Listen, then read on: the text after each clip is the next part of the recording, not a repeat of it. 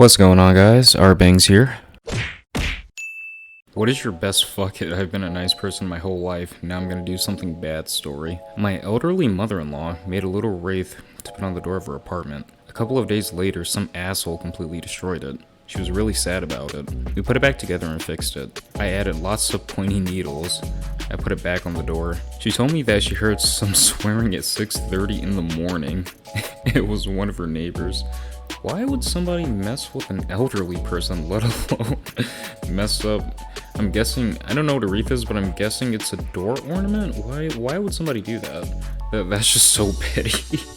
But I mean, hey, they got what they deserve, so.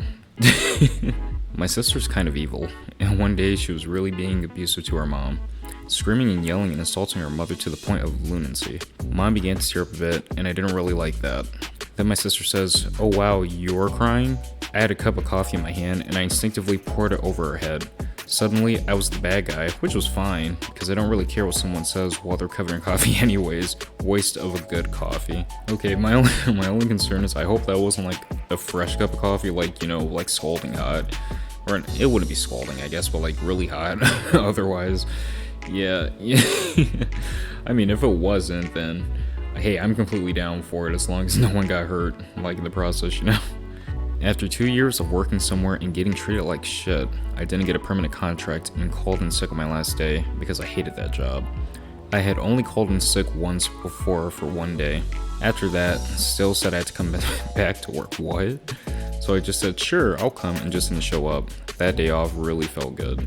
I worked somewhere and got promoted, so I know I wasn't bad at my job for 5 years and was treated increasingly badly by other management, especially after I reported 2 of them for abusing staff members and HR told them I'd made the report. I booked 2 weeks holiday, drove down to the coast, and called the store manager to say I was handing in my notice. She cried and begged me not to leave her with no lower management.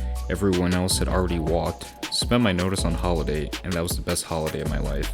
Man, it just goes to show, don't treat your employees like shit. Like, I feel like a lot of business owners, they put themselves on a pedestal because, yeah, sure, the people need work, but you also have to realize you're not making money if you don't have the workers to create the product that you're selling.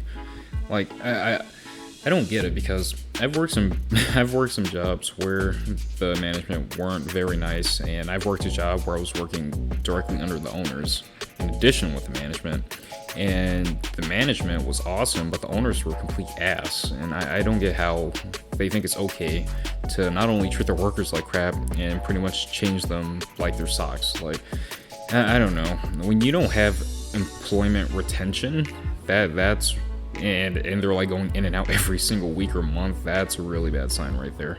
A few years ago, I took a day trip to the beach with a bunch of people. We got to the beach at 9 a.m. and stayed until 4.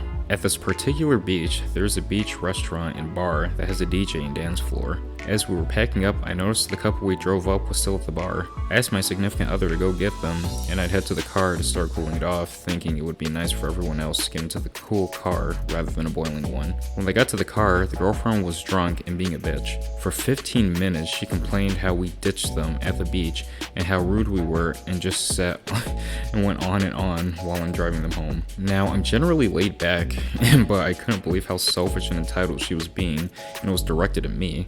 So I lost it on her and basically screamed that if I ditched them at the beach, they would still be there and not in my car, and if she wanted to continue to be a bitch, she and her boyfriend could get out and take an Uber home. She shut up and didn't say another word for the remainder of the drive. Her boyfriend thanked me for the ride and apologized when I dropped them off. She apologized the next day as well, but it gets brought up now and then because it was so out of character for me to snap like that. A lot of people would have gotten upset at being called out like that. The fact that they both apologized shows that they're some pretty solid people. Yeah, sometimes all it takes is you literally just pointing out what's wrong with the situation, and I'm gonna go out on a whim and say that most reasonable people aren't going to get offended by being made aware of their behavior. Because some people, they could be ridiculous and they don't even realize it. Like, some people in their head, it's what they're pissed about and they're just being outrageous about is completely justifiable.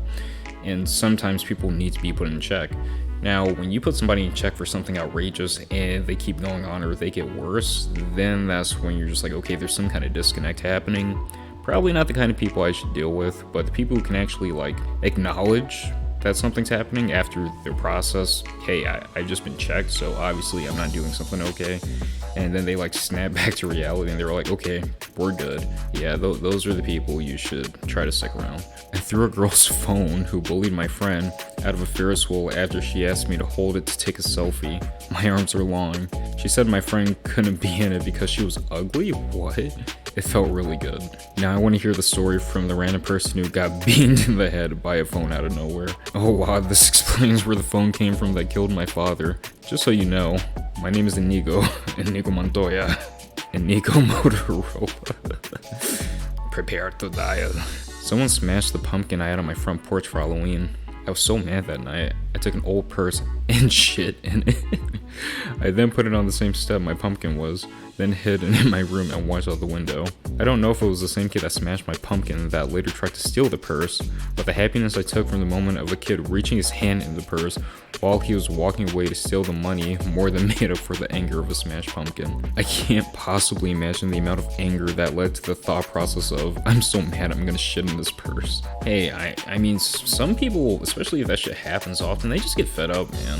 I mean, it's pretty comical that they just decided, hey, I'm gonna shit in this purse. Because, like, think about, like, at some point in time, think about how common people shitting in a fucking, paper bag and lighting it on fire on someone's porch was. Like, sometimes if you just get fed up with someone's bullshit, it really just leads you to some really weird and dark places. But I'm actually gonna end the video here, guys. Thank you for watching. I know it took a long break, but I had some things to do. Now I'm back and better than ever. I'm actually gonna upload a lot more frequently than I was. But yeah, if you like this video, be sure to drop a like and comment down below because I love to see the comments and I'd love to interact with you guys. And I'll actually link a playlist to the other videos I already have on my channel at the top right video screen right here.